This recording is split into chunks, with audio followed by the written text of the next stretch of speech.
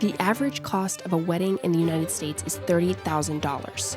That is bizarre to me. If I'd said yes, like we're going to cancel the wedding and I'm going to let you control this, all my friends would have been like, bro, you just became a bitch. It wasn't a necessary tradition that I needed to follow. Yeah. Like, I could have walked by myself. Like, that would have been more of a representation of my life.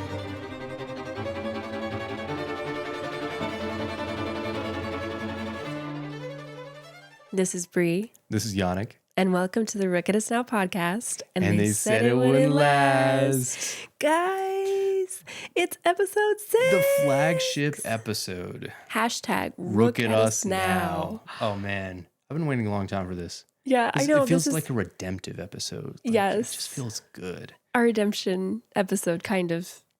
Yeah. Redemptive. Redemptive. Yeah. And then it gets crazier. And then we back. need more redemption. And then, but it's good. It's good. Yeah. It's good. It's part of it. It's a break episode. I feel like you always have to, when you're watching like a show or something, or even listen to a podcast, you need like one episode that feels like optimistic and happy and good. It's like Jar Jar Binks, like a little bit of comedic relief. What's that doing in there? Exactly. And then Anakin comes back, Yeah.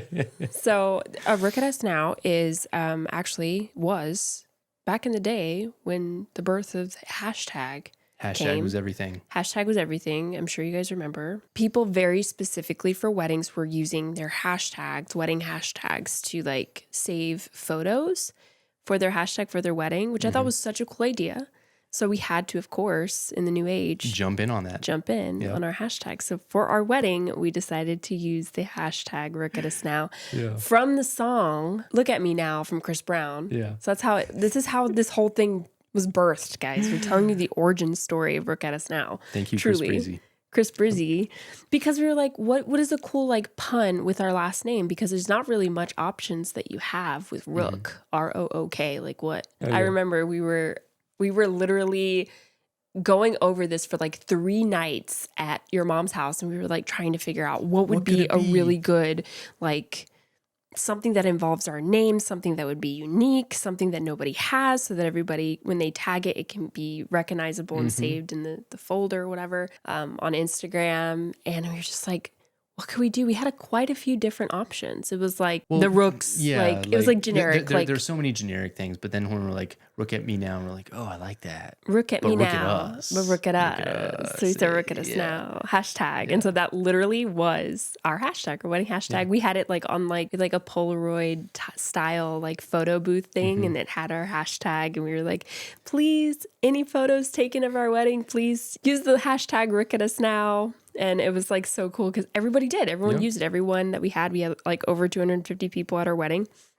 And they used the hashtag. Our hashtag. And so if you still go online. You can still see, You can still see our wedding pictures from that hashtag. From Look the at hashtag, Us Now. Look at Us Now. Everyone posted, That was so special. And then I ended up, we loved the hashtag so much that we used it as like a thing.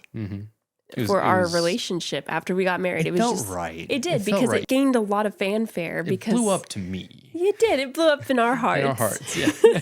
And I was like, this is so freaking cool. And so I would use it like anytime I'd post about our anniversary, anything like couple related, always hashtag Look at Us Now. So if you go on Instagram specifically, that's where you guys can find all like the lure and all of our photos and stuff. And be sure if you do research it, please comment. Please say, hey, it came from the podcast. Like even if it's like a really old post. Yeah. I mean, as long as it's like my post, not some stranger, some random person. They're like, what the heck? I thought I deleted this. I hate them. I know. I can't believe I went to their wedding. I know. So go find it. Let me know if you guys see stuff. Because I still try to like, I'll look at it every now and then. Like I'll go and search the hashtag. And I'll be like, oh my gosh, remember this moment or this season? That's really cute. It's special. So that's why we also were like, this is the perfect use of a podcast name. Yeah. Because it's what we've always had. It had to be this. It had to be this. Yeah. Like there was nothing else. I mean, we could have made it a lot more like probably searchable. Yeah. But a little tough on the searchability, but we're too romantic so. And we're sentimentalists. So here we are. Look at us now. Look at us now. Who'd have thought? Episode 6. So let's get it started. We last left off on our 3-month engagement because we were engaged for 3 months. It was a whirlwind, so many emotions, so many different things happening all at once, preparing to get married, still being in the cult and dealing with all of that crazy stuff like chaperones and like not being able to hang out, being broke as joke and trying to figure out how to plan a wedding on a nothing budget. I'm like, good luck, Bre. I'm doing this. I'm like, oh my You're gosh, like, sir, this is so bad. hello. It's like I had these dreams. Just took my dreams and threw them in the trash. Pinterest board, what? I'm kidding. We made it work. We were making it work. I'm a thrifty girl, so I figured everything out, and we had a great community that came together to help us too. Yeah, some amazing help. Help in like making the cards, getting everything ready for the wedding. But anyway, we're talking about our wedding in this episode. We're talking about our wedding. Yes, we're going to talk about our wedding, how it all happened, and the excitement of all of it, the drama, the redemption, the exhalation, yes, the denouement. The day that we were solidified as one. In front of God and the state. Yes. As one. As one. Yeah. Yes. We left you guys kind of at a cliffhanger in the last episode, if you remember. We said that there was a phone call that we received that could have changed everything. And it really could have, because we still talk about it to this day, like what it would have looked like if we would have made a decision to listen to this. If things went differently. Yeah, there you go. Yeah. If things went differently, what that would have looked like for us. So 2 weeks before the wedding, mind you, invitations had been sent out. Pretty much everything was in place. I spent my entire savings on our wedding venue, which is now in hindsight, that was the dumbest thing I could have possibly done. But, courthouse wedding would have been just fine. But yeah, I spent my entire savings on this venue. It was beautiful, gorgeous. And then, pretty much all the plans were done. Like everything was squared away. I think we just had... My credit cards were maxed out. We were just... Our credit cards are, freak, because everything was on... Yeah. Everything was on credit. Every single thing was on credit, including like my day-to-day life. I think I couldn't even afford to like actually buy food. It was that bad. Well, is when the time, like... We were in no position we can to worry do about a it wedding. later, Yeah, so, we said that. We were like, we'll worry about it later, which is a terrible thing to do. Don't ever do that. If you don't. Do as I say, not as I do. Don't. That was terrible. We don't paid worry for about it later. Worry about it then. Literally paid. I mean, we were kind of just like, well, what do you do? And I just got my job as an esthetician. Fortunately, I was able to find a job. Got a job, and I was working part-time. I was only working 3 days a week because, guys, I was a ministry girl. Like You're a ministry girl. I call it ministry girl because I don't know how else to explain it to people. Knocking on them doors. You were a door knocker. Yeah, I was a door knocker. I was in the Jehovah's Witness land. It's called regular pioneer, and I was 70 hours. And I was like, I'm gonna get my 70 hours in. I was like, if I don't do this, I won't be blessed, and I've got to give everything to Jehovah. And so that's what I believed, wholehearted, whole souled. And you were too. Yep, so you were working part-time. Yeah, I was. I should have been working full-time. We but both should have been working full-time. Part-time because if I didn't save people and tell them about this organization, I was going to be blood guilty. And their blood was going to be on my hands when, But anyways, that's neither here nor there. No, but that's as serious as it was. And we were like, even though we were struggling, it doesn't matter if you're struggling. Everyone's struggling. I felt like everyone around us was struggling too. It's just the priority was the ministry. That was at all costs, Everyone has a camaraderie around the struggle. Yeah. So if you're not struggling, it's like, what's wrong with you? What are you doing? Yeah. It was kind Why of like... aren't you struggling?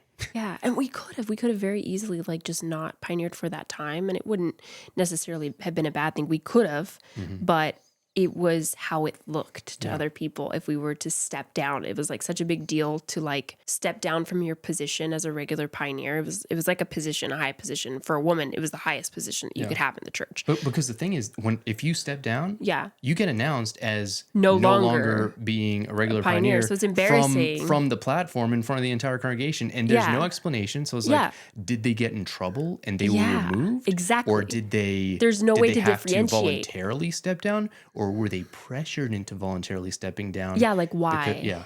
It was like such a big thing. Exactly. But like, seriously, that's what it was. So I didn't want to step down, because if that happened, then it would get around that I wasn't regular pioneering anymore. And then that would mean, audible gasp. Are they getting in trouble? And that's why she can't. Like, so we had to, her privilege was taken. Yeah, exactly. That's how it's like looked at, which is like, hindsight 2020. Breathe. But I know, I'm like, I should have been working. Yeah. Why wasn't I working? I was so poor. Like, and it was like, I'm poor, but I was like making myself poor, because who works 3 days a week? And like, I was making nothing, and I was only working 3 days a week. What's so funny is after we got married, and I was like, I can't do this thing anymore. Like this ministry thing. It was so hard though to make that decision. And when I actually started working full time, I was like, oh. Like, life is it's hard, but life is manageable. Yeah, you can manage it because you're not struggling working 3 days a week. Like, what? I'm still, obviously, guys, I'm having a hard time I'll get processing this. So I'm like, all those years wasted. But you know what? At the time, I thought I was doing the best thing that I could for God. So, it was the most important work. It was. That could have been done. And it was part of, like, I guess, my healing and therapy, I'll say. And you never half-ass things. No. You full-ass them. We both do. Yes, I see the cheeks. So, yeah. I see the cheeks. We full-ass everything. So getting into that, not that. Go on. But getting into the fact that we were like broke as joke. This phone call that we received from my mother 2 weeks before our wedding was incredibly difficult, because she pretty much called us and said how, obviously, guys, cashing you up, my parents didn't agree to the engagement, so they didn't come to the engagement. We kept communication very limited after that, because it was just awkward. It was like, you guys didn't support the engagement, okay? And then this random phone call happened. Bro, and that was crazy, because your mom called me. She called you. She didn't even call me, but I ended up sneaking into your room. Not sneaking. I just was like, what the fuck's happening? Because why is she calling you? Like, she never called you. So I knew it was something serious. And I was listening in, and she was saying how, I know that you guys are struggling. I know that this is really hard on Bre. And she knew, because I had a very different expectation from my wedding and upbringing. Yeah. My family was middle class, very, we lived very comfortably in Cary, North Carolina. You say middle class, but that's funny, because the first time when I FaceTimed you and you were in your house, and as you were walking, I see behind you an arched hallway, and I thought to myself, they live very comfortably, because I don't live in places that have arched hallways. Yeah. I was like, that's a very comfortable place. It was a nice house. My dad ran his own business, and he did really well. And so I had a very different expectation of what my wedding day was going to be. I mean, my mom was like looking at really nice, like, wedding venues with me. Why are you laughing? Uptown girl. Yeah. She's been living in the white country, bread but world. Yeah. I was like, you're my uptown girl. I'm sorry. You're my downtown boy. Wrong side of the tracks. Downtown man. Yeah, I'm like Thomas O'Malley, and you're like Duchess. We're watching Aristocats right now. So a lot of Aristocats with the babies. But no, I wasn't like, we weren't like, my family wasn't like that.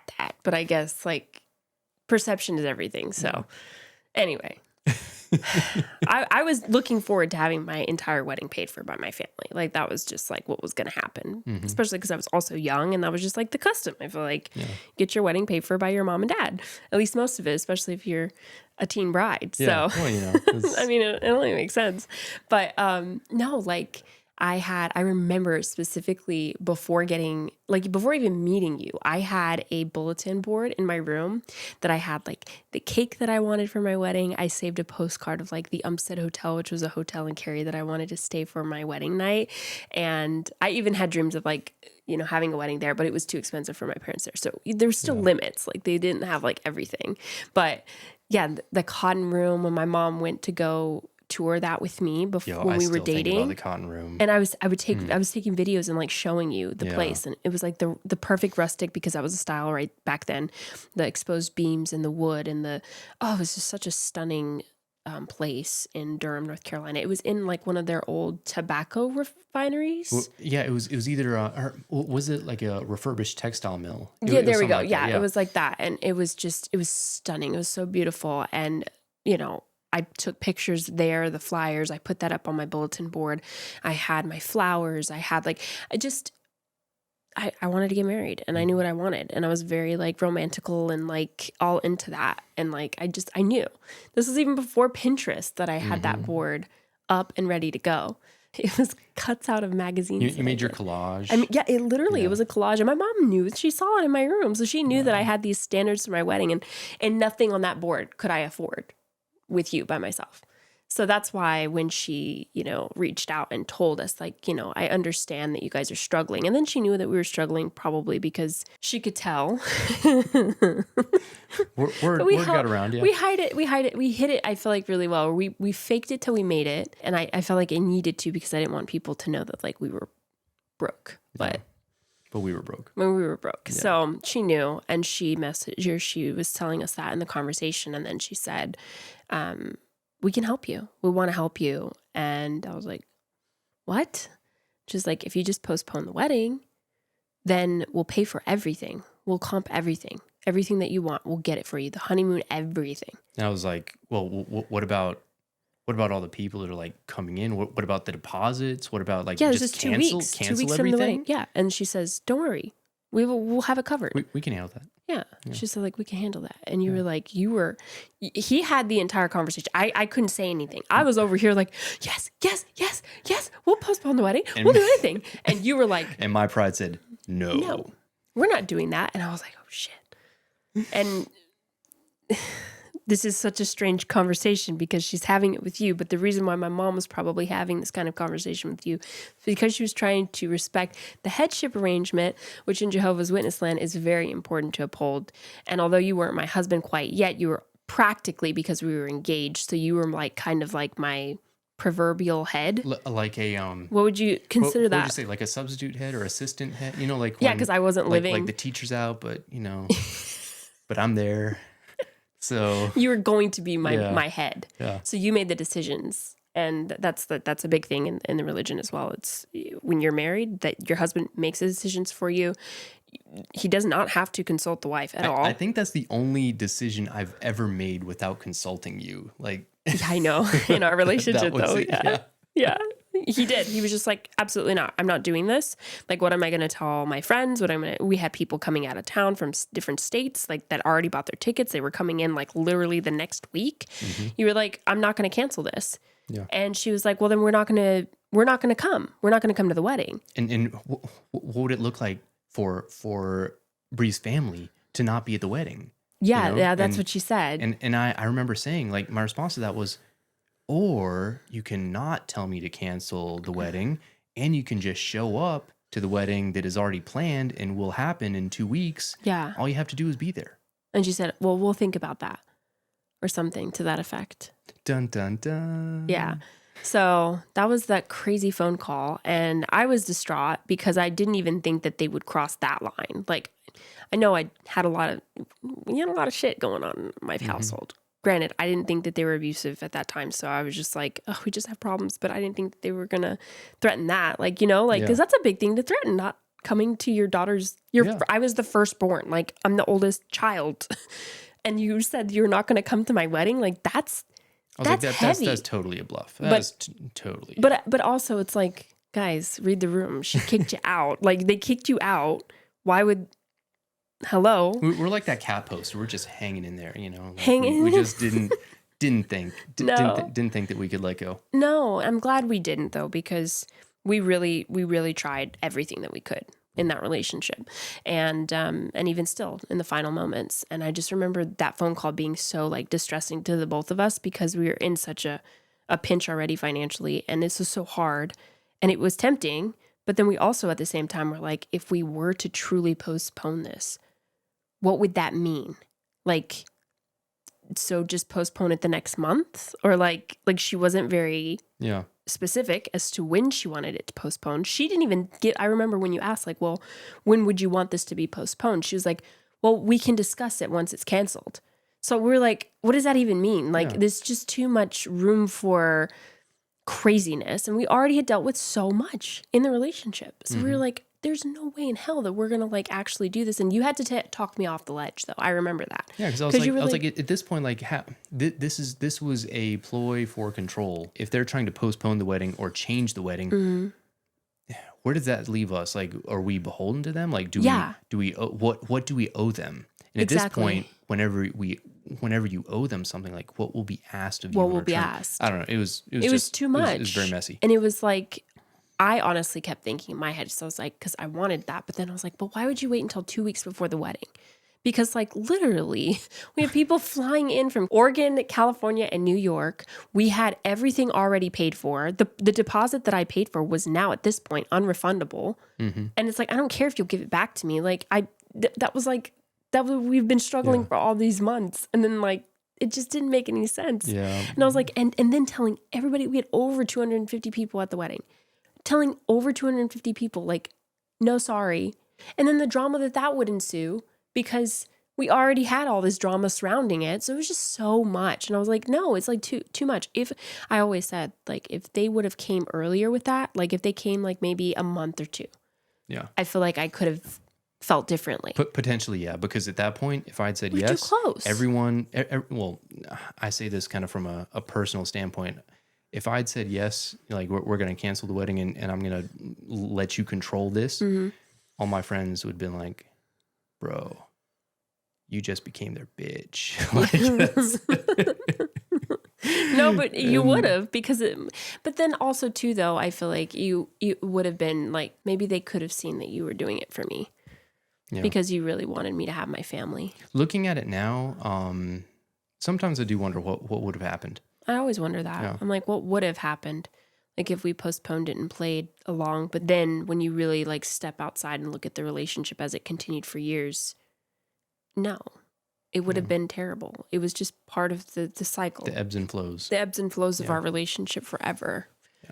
And that would have, I don't know if it was a setup. I still think that to this day. Maybe it was a setup. Maybe they wanted us to prolong because they knew if we prolonged it, we would have gotten in trouble or something. Yeah. Like we wouldn't have been able to hang on. If we prolonged it, we wouldn't have lasted. Yeah, or something like that. Look at us then. Now. Look at us now would have existed. Yeah. I don't know. I really don't know, guys. But I'd be interested to know what you guys think about it. Like, people out there. Because I don't think we've ever shared that that phone call specifically with anybody. I don't think I've told anyone that. No, just like close family. Yeah. But that'd be interesting to see what you guys think about it. But that is very different than a conversation I had with my uncle, who he told me, before the wedding happened, if you are having cold feet, not saying that there's anything wrong with your relationship or with Bre or anything, but if you do feel like things need to take a pause, then you need to just take a pause, and I will pay for any cancellations. I will take care of everything, and you need to work on yourself if that's the case. Don't feel like the financial obligation is something that is holding you back, if that's something that you need to do for your soul. And that was different. That was like, that's a very different type of conversation. Yeah.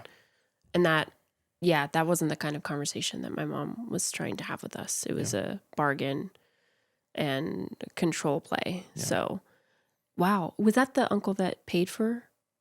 No, that was a different uncle. That was the Raleigh? Yeah. Oh, wow. That's awesome. Yeah. That's a great thing that was offered. I think everybody should have someone in their corner. Yeah. For that, because planning a wedding is so stressful and so much is happening, and gosh, you could be going for it and everything will be happening all at once, and you're like, wait, do I even want this? And then like being stuck because we're financially so far in, and it's a lot. Exactly, because it's a lot for a wedding. There's so many things, and financially you could be torn, and then it kind of clouds your judgment. Yeah. To make sure that you're really marrying for the right reasons, and not for everyone else, because it becomes that. I think a lot of people can relate to that in weddings. Like you start doing a lot more for other people instead of for yourselves, because it's like a culmination of your life. It's so much pressure sometimes. Anyways, we continued on. It was a really hard conversation to have, but we were just like, well, this is where we stand on it. And we both were like, there's no way they're not going to come because that's crazy. That's silly. It's crazy. Yeah. But yeah, we continued with our wedding planning, and we were finally in like the final week. I just remember being so freaking excited to marry you. Mm-hmm. Oh my gosh. Like it was everything that I like. 3 months could not come fast enough. No, it couldn't. It really couldn't. I was just like, oh my gosh, how do people stay engaged for longer than like 6 months? This is insanity. Like I just wanted to live with you and be with you. Not even sex. It was just like, I just wanted to start my life with you. Like I was tired of like, everything on hold. Everything on hold, and like the wedding's coming. The wedding's take coming. the next step. Yeah, I was like, I just want to live with him. I just want to be with him. I just want to have this life. Like, let's just go. So that also was, I feel like, another reason why we were like, no, we're not going to postpone this. Like it's time. It's ready. Yeah. We're ready. We are ready. We're ready to be together. A couple days before the wedding. So we had everything in place. We had all of our family coming in, my family from California coming in, my grandmother, my great-grandmother, my great-aunt, my grandfather, my cousins, like everybody. They all came. They all showed up, and it was so fun. I had my little bridal shower, I guess you could call it, / bachelorette party. I think maybe just bridal shower. It was just bridal shower. I mean, it was literally like the day before the wedding, I think. But like Jehovah's Witnesses, I feel like it's not really custom for them to have bachelorette parties or. But they were trying to kind of like mix in bachelor that parties. Fun. Yeah, with they're it. trying to. Yeah. I mean, but mine consisted of opening up lingerie in front of my grandma's and your mom and doing Bible games. So. I mean, nothing wrong with Bible games, but like on your bachelorette, on my bachelor, quote unquote bachelorette party, it was really doing Bible games is cute. It was really cringe. Like, why were we doing? And your mom was there. Yeah. Like, why? I had all my bridesmaids, which were also like really young. Like, I remember my cousins were not even like, I think teenagers yet. I think they were like 13 and like, and they're there 10. with you opening up lingerie. Yeah. With your mom. And my great grandma. They're like, oh, that's wonderful, dear. That's wonderful. He's gonna like that. Yeah, it was really awkward. And then right after playing Bible games, like all together. Yeah. Bible games. Okay, now we're gonna hear about the Shulamite maiden. Yeah. Like now the capable wife. You can't make this up. It's really funny. It's really funny. But but I had a great time. Like, it was just like, I didn't know anything different. Like, what was I going to be upset about not being able to go clubbing with my girls? Like, no, like, I was just like chilling out. That's I was how just things were. Yeah. excited that someone wanted to do something for me. I remember a good friend that I had made during that time had set it up. She got me like this little cute corset cake. I was like, ooh, scandalous. So it was a corset cake. And it was like, you know, because usually, like, I guess bachelorette parties, they have like penis-shaped cakes and shit. Like, you know, like you see them in shots and like doing all this like weird stuff. I say weird. It's funny. I would totally, if I could do it over again, I would totally do a real bachelorette party and it would be a banger. Like, it'd be wild. It'd be wild. We'd go to Palm Springs or something. Like, I don't know, like Vegas. Like, we'd just go have fun, like with my girls. And like, that would be so cool. I do wish I could like redo that. But I also was 18, so womp womp. Oh, well. But for what it was, that little time, it was perfect for me, and I enjoyed it. And I just remember feeling like so much love and just like so excited. Like, this is people rallying around you. Yeah, and obviously I was sad because I didn't have like my sisters. I didn't have my mom around, and that made me really sad. But at the same time, I was like, well, despite that, I still have people that are in my corner that care about me and that want to see me do well, and I'm here for this. Yeah, because I forgot to mention that, guys. My siblings were supposed to be in my wedding. I was going to have my younger brother, a ring bearer, and my younger sister, a flower girl, and then my other sister, my maid of honor. Because your youngest sister was, what, 5 at the time? Yeah, I think she was like 5. Cutesy. That would have been really cute. It would have been so sweet. And she was so adorable. Yeah, and I knew after the phone conversation they weren't going to be in the wedding, and I was okay with that. But I didn't, I was like, hope they still show up. So they weren't going to be a part of it. So obviously they weren't a part of any of the, bachelorette festivities and stuff. So that did make me sad because I wish that they were a part of that, and it would have been really fun to be around them doing that. But anyway, so that was my little, bridal shower the day before. On my end. What did you do again? My end. So, I set it all up. So it wasn't so much a bachelor party. Everyone's like, oh, bachelor party, whatever. It was more me setting things up for people who came in from out of town. And I did like a bubble soccer thing where, we rented out a place and, we'd getting these huge like bubble suits and run at each other, and it's supposed to be soccer, but we just spent the whole time like running at each other, and like it was fun. Guy things. Yeah, just guy things. And then and then we had a laser night, and then we had laser tag set up for night, and then we had It's okay. and then we had laser tag set up that night. And, this was after the rehearsal dinner, because I'm wrong. We had the bridal shower the day before. So it was on Thursday. So Friday we had the rehearsal dinner, and then you had your bachelor laser tag planned. Yeah. So this is when everybody was like coming in to town, like officially, like everybody was finally like making it in, because the wedding was the next day. And I remember we went to the Kingdom Hall because we were getting it all prepped for, this is the Jehovah's Witness Church. It's called the Kingdom Hall. We're getting that all prepped, and we walked down the aisle and like did all the procession stuff. And then we went to dinner, and then we had to do a lot of preparation at the venue because we were doing it all by ourselves, obviously, because we didn't have a budget for anything. So it was a lot. I had to set up a lot of the candles. Like we got tons of candles from like the dollar store, and then we had like all of our family. The candles from the engagement. Oh, that you used. Marry me. Those little candles. Yeah, we had to use those. And we got a couple more, like all dollar store stuff. You know, we like were really frugal with it because we had to be. And then just like, we had to put all the signs up. We got, someone offered to do signage for us, like really all of our signs. And hooked us up. So we had free signs, and then we created like the table with all the pictures and the this and the that and the party favors and no, we didn't have party favors. We just had like little activities. I don't know, like you write on a stick date ideas type things, like those like little a Polaroid wall with the clips to hang up the Polaroid. It was cute. We had like the glow sticks. We had to set all of this up, so it took a lot of time, and it was late at night because we had finished dinner after the rehearsal dinner, and then you had plans to go, and literally I don't know how that worked. I made my maid of honor your sister. She was like, we were all supposed to like be there to help and like get the wedding done so we could all go to the laser tag. It wasn't just going to be your bachelor. Yeah. Right? Because the girls were going to go Everybody was going to go. Yeah, the girls were going to be here, and then the boys were going to like do the laser tag separately, but like we all were going to go together.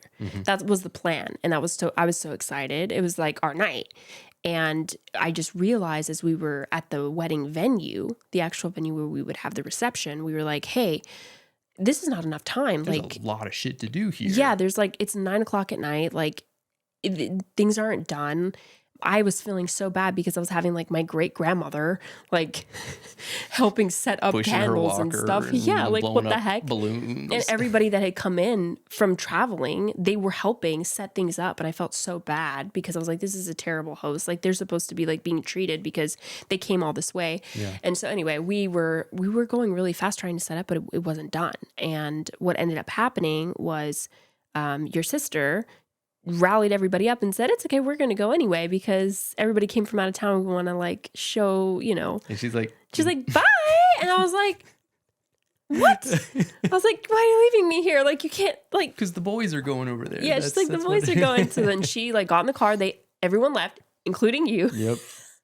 You were like, peace out, I'm gone. And I'm like, bro, what? And I literally had my like first little meltdown that I never even had a meltdown the entire like time. All that craziness was happening. Like I didn't have a true meltdown. And that's when it like all hit.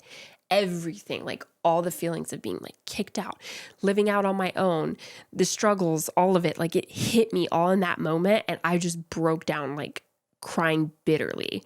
And like, because when I found out that you had left too, and I was just like, is this how my life is going to be? And like, what have I done? And I was just like upset because I didn't know if my parents were going to come, and I hadn't heard anything from them. And it was just like earth-shattering moment for me. And I was so sad. And I was like, I shouldn't feel like this the night before my wedding. I shouldn't feel like this.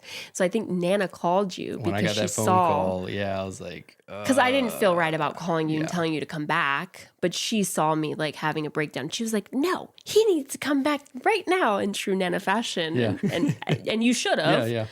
And so, yeah, she called you. I got that call and I was like, hey, guys, we got to turn this van around. So we did. And they dropped me off. They dropped you off. And then they all went off to play laser tag. And I was like, they're like, fuck you. Okay. So That's like funny. there you go.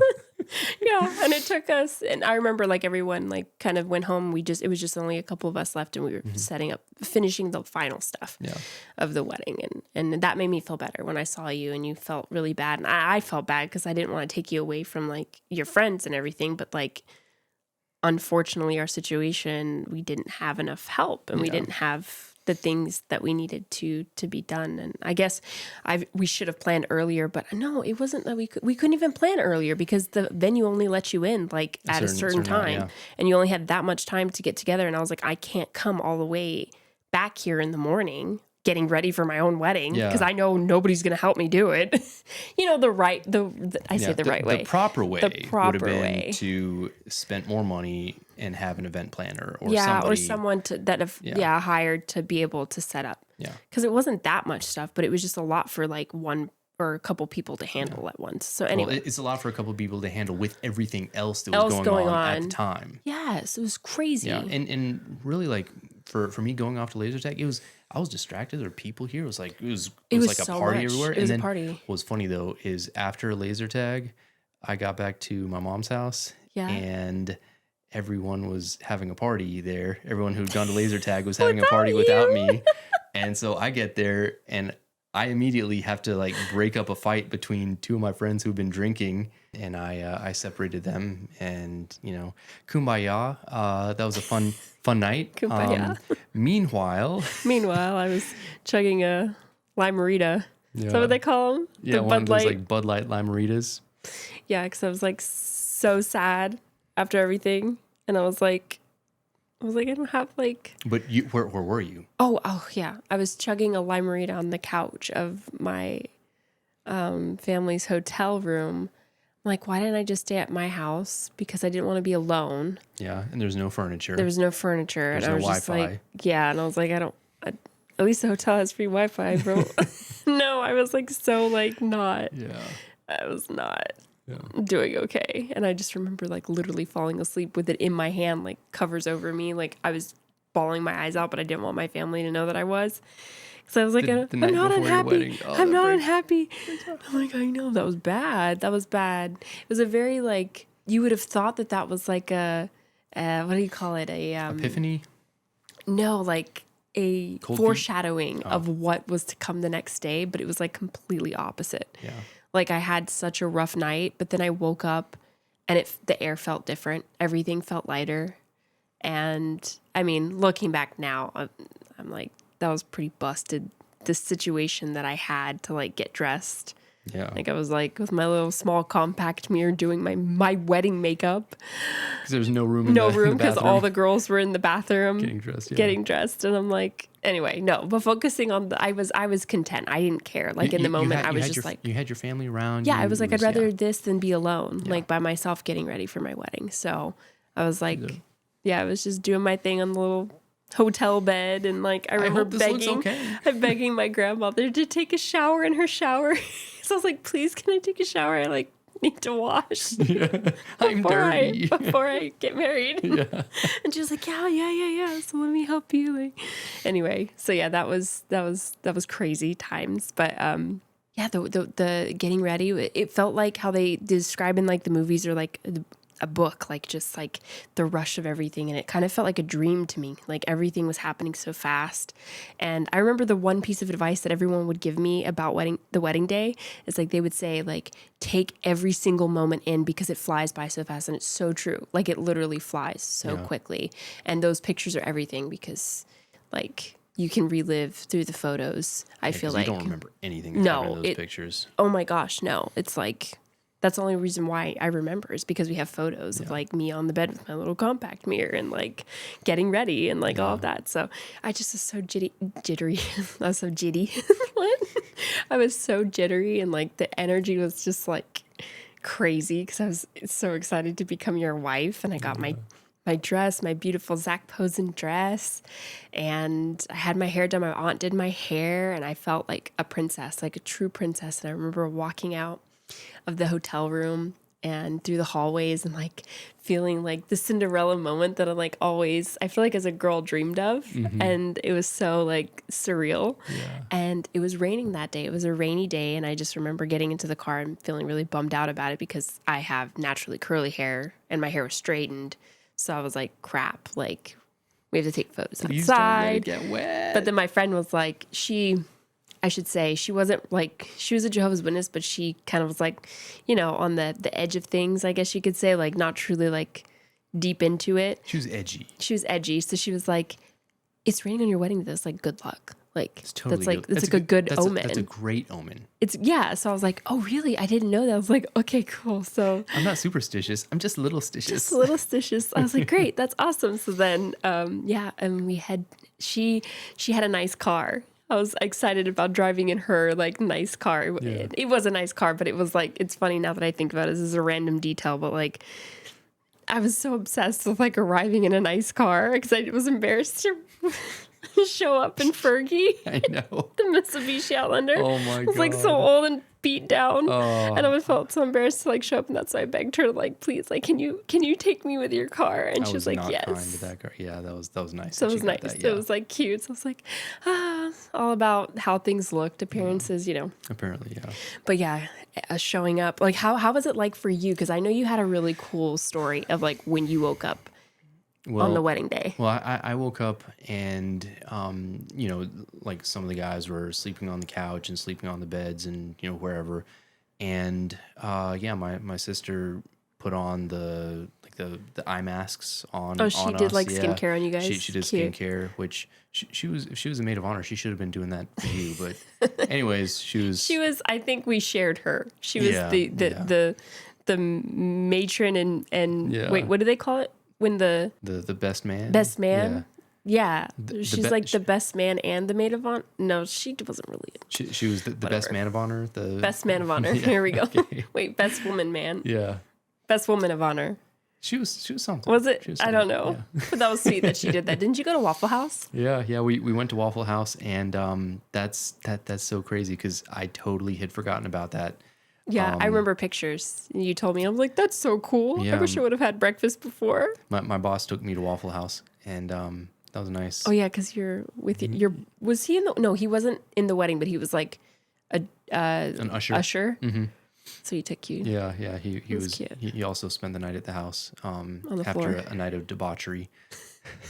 I don't know. Debauchery. What was the debauchery? Oh well, just fighting in the front yard, sort of thing. Oh, Like, he was the one he fighting in was the front one of- yard. Yeah, it's just- I don't know. What was- Okay. So anyway, Yeah. that was your morning. Yeah, You were. and it was You did between skincare, and then you went to Waffle House, and then what else? and then I was packing up things because I had that's to right. I had to fill up the car because I was You had to moving move your into- your stuff out Yeah. of your mom's house into our apartment Yeah. because we had never lived together. Yeah. And when I got to the Kingdom Hall, I remember being in the back room. Did we already talk about this being an honor? I can't remember if we've discussed this We with you totally guys. have not. We have not. So in the Jehovah's Witness land, it's a great honor, at least it was in our time, to have a wedding inside the Kingdom Hall. It was a privilege because you had to qualify pretty much to be married in the Kingdom Hall. And one of the biggest things in our dating and us getting married and getting together, it was said, like the talk amongst people was like, they're not going to be able to get married in the Kingdom Hall. Like they're not going to be able to because You have to have a clean courtship to be married in the courtship. Kingdom Hall. You have to be in good standing. You have to be a good company man. you have to have recommendations for you to even like be able to get married into this corporate box. It's totally a status symbol to be married in this corporate box. Okay, yeah. Because I mean, no shade to JWs, but like the Kingdom Halls are not very cute. Like, Looking they're at just, it now, they're like, just not. Other places really of sad. worship Are gorgeous. At least there's like a feeling of transcendence No. and beauty and rising up to the eternal. They look but- like they're made to have weddings in them. Jehovah's Yeah. Witness Kingdom Halls don't look like they're supposed to have weddings in them. Yeah, like they're just corporate boxes. I mean, and now with the televisions, because they didn't even have the televisions now, back now there's then. huge television screens, so it totally looks like a place for a Corporate. company to have meetings. I mean, Yeah.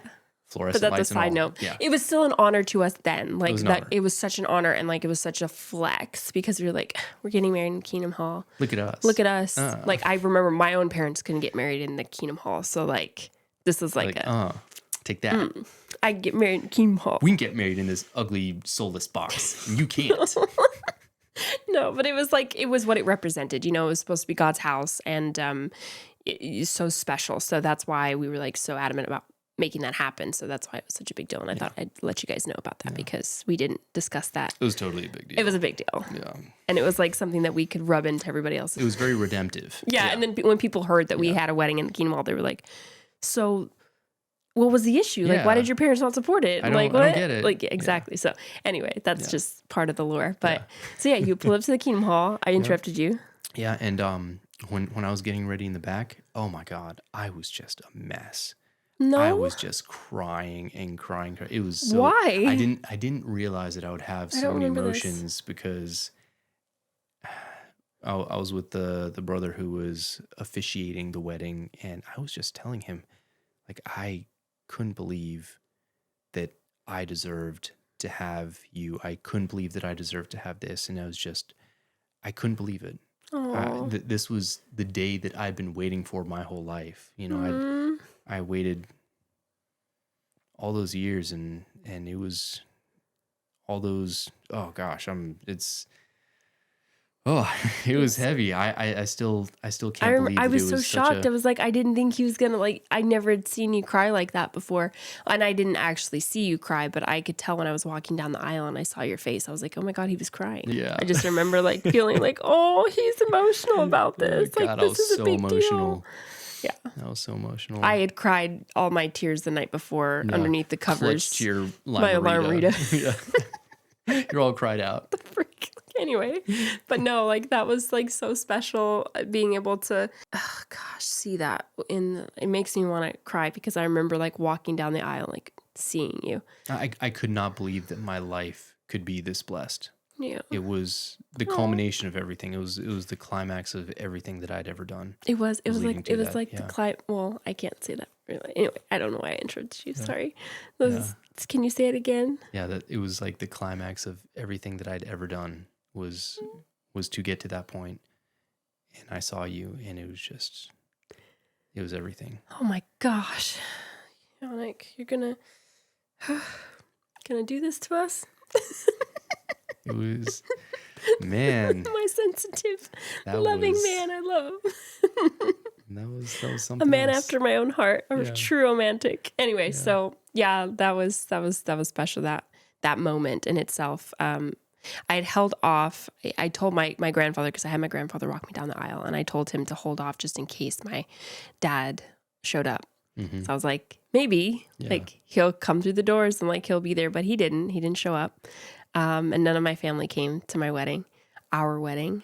None of them came, which was, I had made peace with it, but it was really hard for me to accept for a really long time. Yeah. And part of it, we were trying to, bargain? Like, I guess try to bargain with ourselves in the sense of, well, you know, it was probably for the best that they didn't come. And no, you know, I definitely but we believe felt, now in hindsight that it was so good that they didn't. It wouldn't have been good in the end. Yeah. At the time, it was devastating, though. It was devastating. And I guess I held out for that one small measure of hope that they would come. Yeah. And I looked around and I was like, okay, well, and I was hoping maybe they'd text or call or say something, but nothing. It was just nothing. Yeah. And that was hard. But despite that, the love that I felt in that day alone was so immense that it almost didn't matter. Because we had so much support. The community came together. That is one of the things that is so appealing about Jehovah's Witnesses as a whole is their tight-knit communities and how strong they are. And I think that's the reason why so many people stay in, because of how tight-knit those communities are. The community is everything. And we were able to see that in full action. Everybody came together and everybody was just, you know, whether they, you know, real or not, they still came. Yeah. They still showed up. But because it's like, we look at these people who came to the wedding, like some of the people were like, they like just were there for the drama. Yeah, looking at it now, we're like, like maybe we shouldn't have invited. But they showed up. They showed up were and there. they contributed to the feeling of love and joy and excitement of the day. And that was beautiful. And we appreciated them coming. We had a great, like, even our wedding party, even though it was so obnoxious. I think we had like eight in our wedding party. Mm-hmm. 8 each. We had a theme of black and white. It was, black. Everyone was in black. I just wanted that like classic, all the girls in different types of black dresses, like bridesmaids. And I loved that style. I thought it could be timeless. Yeah. And I still when I see the trend of like the bride in white and then the groomsmen and the in tuxes and I see that come up still now. And I'm like, yes, it's still around. I just didn't want our wedding to be aged. Yeah. The only thing that aged it was the burlap sacks for the decor. Totally, and like that was the thing though. That was totally, like such a thing. So yeah, it was special. The ceremony itself was very Jehovah's Witness coded. It was all by the book that way. But then I think the best part about it was the reception for sure.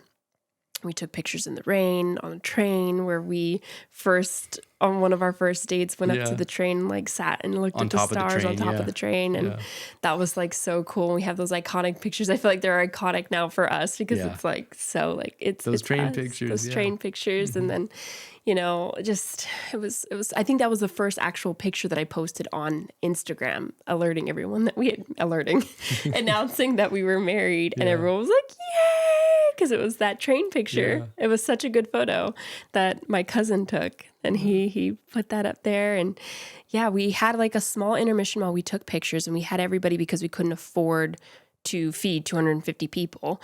We only could afford to feed 50. Well, we couldn't afford it, but someone was paying for 50 of our close family and friends Another thing to we're very, have dinner. Very grateful for. Yeah, which was so special. Otherwise, we were just going to all have to, figure it out, which we told everybody on the invite that was going to happen. A lot of people were mad about that, but I was like, well, this is all we can do. So we had like a long intermission between the ceremony and the reception. And the reception was just going to be like desserts and drinks. And that's pretty much it. So we went from the ceremony to take photos, and then we went into the reception hall and went upstairs into a room that was fully like done for the dinner for 50 of us. So it was just like the wedding party. And then, like, mainly your family. It was all your family. And some of the family that it came to travel from out of state.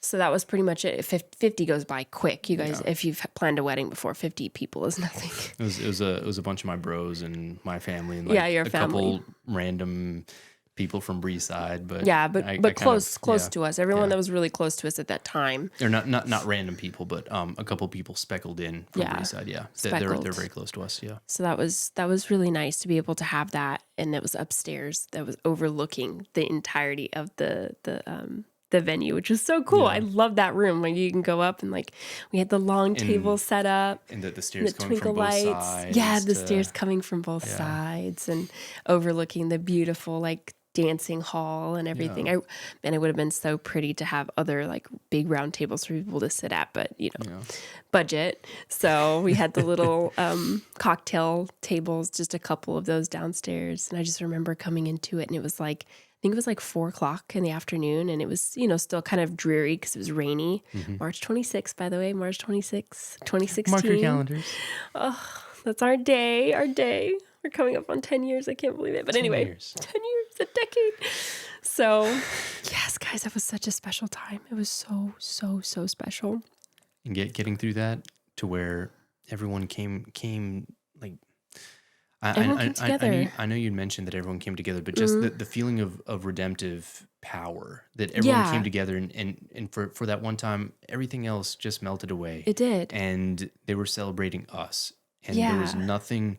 I couldn't have prepared for how great a feeling that was. Yeah. That was beautiful. It was so special. It was beyond words. It was the most special day. I still like in my mind, even though things are so different now, obviously, and it's such a different memory that we have now of it because obviously leaving the cult and a lot of those people not being a part of our lives anymore, it's still remains one of the most special days of my entire life. Like obviously we got married, but like it truly felt like a magical day, like magical, beautiful, romantic. Everything felt like it went perfect. There was no complaints the day of. Like everything else around it was insane, but like we got that one day. Yeah. And it was beautiful. It was a wonderful day. It was the culmination, and I felt like it was a great preview of what our love was going to be. And that was it from that day. So it was just like Hashtag look at us now. Look at us now. We did it. We had our first dance. We danced to La Vie en Rose. La Vie en Rose. Okay. We danced a lot. Yeah. We danced a lot. And everyone there they loved to dance. It was a lot of dance. It was a big party, guys. It was a big dance party. We had fun. There was a lot of dancing, and it was so fun. It was. I remember like this is the night, and I was like, I'm a married woman, and like it was just the most exciting. It was really thing. hard to leave because like all the dancing. It was hard to leave, yeah. And we had so much fun, and we were talking to everybody, and it was good vibes all around. And such a classy event for something to be planned in 3 months by an 18-year-old and a broke ass situation. It was impressive. It was very classy, sure. and it came together beautifully. And I thank everyone that had contributed to that. Yeah, for sure. Like deep down in my soul. That was so special. But let's talk about some unpopular opinions about weddings. All right. Just based on our experiences. So, unpopular opinion. My unpopular opinion is that a small wedding is better than a big wedding. I'm totally down with that. 1,000%. I'm totally down. You can be more intentional. You can even have a destination wedding. You know what? I have not heard of a single person who they look back on their wedding and they think, oh, I should have made it bigger. Absolutely. Everyone says that's the one thing. I should have made it smaller. I should have made it smaller because I feel like you feel like you need to invite everyone because, it's a big day. And then you also feel like I don't want to not invite this person. Everyone's because, plus one. And then everyone's and you're like, I don't want to hurt this person's feelings, and I don't want to, step on these people's toes, and and then you're dealing with like the groom's family and the bride's family, and it's like it's such a big thing. But like I feel like when people do small weddings, they totally like love it so much more. I've never heard, like you said, a person. Never heard it the other way. And I've always heard from people that have had really big weddings, at least on my end, that like, I could have had it smaller. Like it didn't have to be that big. Yeah. And I feel like that with us. Like, although it was really cool, I would have definitely I thought that, especially financially, like it would have been better for us to do it smaller. But just the intention around it, like being able to really, truly think carefully about who you're going to invite, because are these people going to be with you as a couple in the next like 5 years? Because that changes. And I think that like people don't think about that when you're getting married. You kind of just like, everyone. These people were part of our lives. Like, but will they remain part of your lives when you mesh together as a couple? It's very different, and it does change. It's crazy. So that's one unpopular opinion. Another unpopular opinion is that you don't need to spend over $20,000 on your wedding. What's the average? The average cost of a wedding in the United States is $30,000. That is bizarre to me. I know weddings are expensive. I know venues are expensive. I know it kind of makes it hard because in the industry, I feel like everything's like super skyrocket high. But I feel like if you can get around not spending that much for your wedding, you're going to be happier for it. Yeah. Because, obviously we didn't spend nearly, not even close to that much. And we had a great wedding and it was beautiful. Was there things I could have changed? Was there things I wanted? Absolutely. But it's one day. It's one day, and it's a very beautiful and special day, but it is one day. Yeah. And it doesn't have to define your entire marriage, Yeah, focusing more on the marriage. On the marriage. Than the wedding. Than the wedding. I think. If you got the money, if you got it, if you got to do it. But whatever. I feel like don't feel pressured, because like I felt that pressure. Yeah. And I wish that I could go back and tell myself, you don't need to spend that much money for your wedding.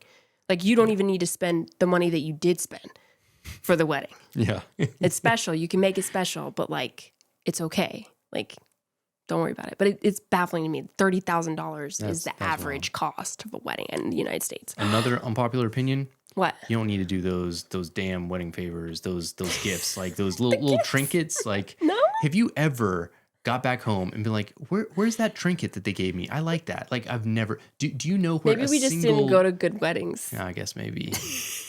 Because like, what if like I've heard wedding favors, like they have like nice things like a bottle of tequila or something, but these are like rich weddings, I guess. Oh, okay. So that would be cool. I'm thinking like but then you wouldn't remember it. Like a little keychain of like the couple, like, or something. Bro, we got a lot of those, like keychains, and like, I remember we got a seed once to like plant. A seed? Oh yeah. Which is a cute idea, but like, We didn't plant no seed. Yeah. What gotta do? Eat this? Yeah. No, like what we're gonna do? Plant this seed? Yeah. Like, I mean, it's a cute idea, but like, yeah, unpopular opinion. You don't need the wedding favors unless you're gonna like do it up. Like, actually give somebody something that they're gonna Chanel keep. bags for everyone. Yeah, there you go. Yeah. Come on, let's go. And that was like right after we said you don't need to spend $20,000 on your wedding. Spend it all. Spend $20,000 per guest. No. Just because you have 6 bridesmaids or more does not make you more likable or popular. It's not that serious. That's what I wrote down. Because I felt like I needed to have a huge wedding party to determine my worth as a person. Granted, I was 18 years old and I was very young. But like, I see these people like, I mean, if you have that many friends, good for you. But like, if you're a type of person like I was and you're scrounging around to like get more people in your wedding, like chill out. It's not that serious. You don't need a whole large wedding party. If anything, smaller is better. I've heard that several times. Less people you have to coordinate with, less people you have to organize things with. I think some people could agree on that one. And again, more intention. More intention, exactly. Because it's like, you know, just your closies. Closies. Closies, yeah. I like it. It's a weird word. It's a new word. Yeah. Okay. Unpopular opinion. Weekday weddings are better than weekend weddings. Yes. 1,000%. Actually, yeah, it's a lot cheaper. It's cheaper. If somebody can't come because it's a weekday wedding, well, then you have less of a guest list. Less of a guest list, yeah. Ching.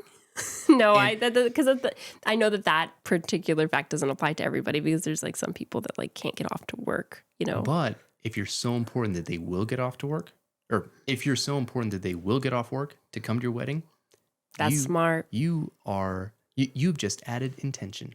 Absolutely. Intention. It's all about intention, guys. Okay, the next one is unpopular opinion. You do not need to do all the traditions. Cutting that damn cake. Like, okay, I like the cake. You don't like the cake. You have a vendetta against the cake. Leave me alone with like cutting the cake. I just wanted to dance. That's you were mad that like you... And then everyone's like, are you going to smash in her face? No, I'm not going to smash in her face. Like, she did her makeup. Like, that's my wife. Like, why do you want me to smash the I don't cake get that in her tradition. face? That's stupid. I don't get that one. But I mean, everyone, there's other traditions, I think, that are set up for weddings. That throwing rice at people. Well, Jehovah's Witnesses don't believe in that one. But it's a Catholic thing, right? I don't know. I don't really know. But like, I feel like, yeah, you don't have to do all the wedding traditions. Like, it's okay if you miss out on this or do this. Like because my dad didn't come to my wedding, I didn't have a father-daughter dance. I had a father-grandfather.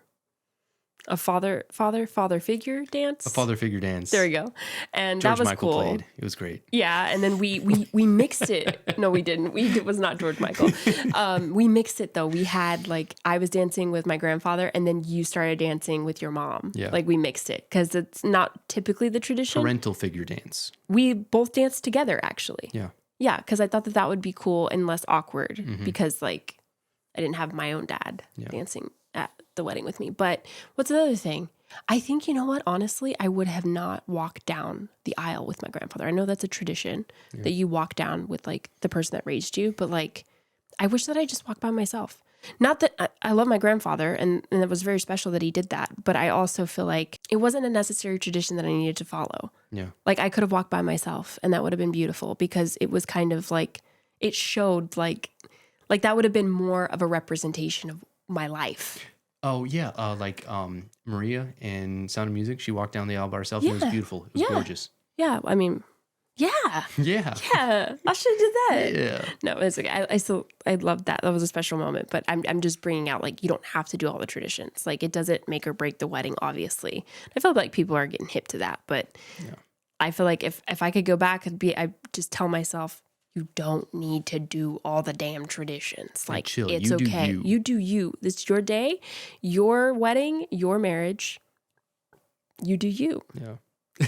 And that's it. Okay. All right. Thank you guys so much for watching. I appreciate you sticking around. And I say we appreciate you guys sticking around and listening to our story. And in this next episode, we're going to talk about the wedding night. Oh. Guys, the wedding night. Are you ready for that one? Abstinence for like literally how many months was it? 8 months? 9 months? 10 months? 10 months? What? Abstinence for 10 abstinence months? for 27 years? Oh gosh, yeah, for you, like, yeah, no, but I'm saying like when we met. Oh yeah. Yeah. Yeah. 8 months, 10 months. 10 months, I think. Know. Something around there. I was dizzy by the time the wedding came around, so I don't know. There was a lot of pressure build up. We'll talk about it, guys. We'll talk about it. Look at us. Who'd have thought? Not me. XOXO. Bye, guys.